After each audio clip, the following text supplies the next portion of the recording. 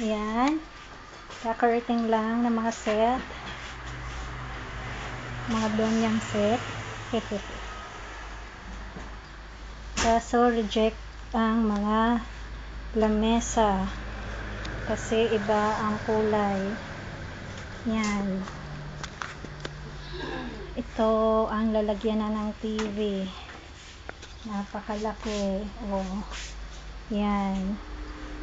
Kasyang kasya. Oh, may pumasok ko nga sa loob nang makita kung gaano kalaki.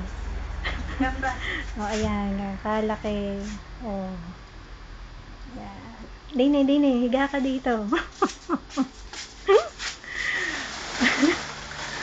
Ayan naman ang set. Donya Pina daw siya. Parang kalaki. Ay, hindi daw aring higaan ni Ruben. Napapalo ko siya. Bawal umupo ang bisita. Ayan, magulo pa. Hindi alam kung saan ilalagay lahat ng gamit. Ayan, tingnan mo kung gaano kagulo. Kagulo.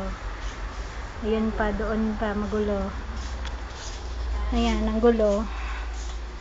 Saksakan ng gulo. Ayan, magulo pa rin doon.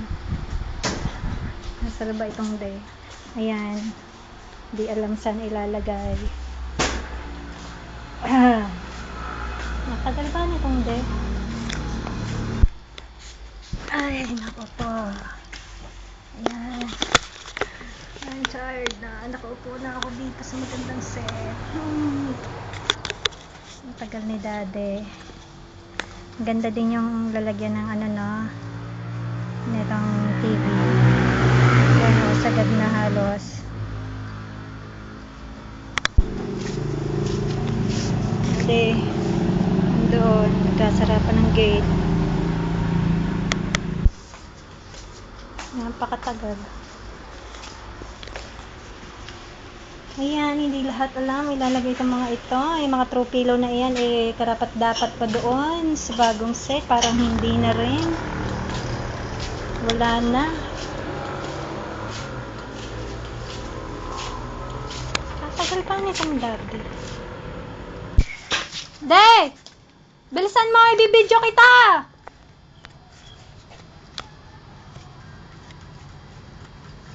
Kanina pa ang Daddy sinasabi sa akin mag-video daw ako. Oh, video hey are. Oh, video hey are.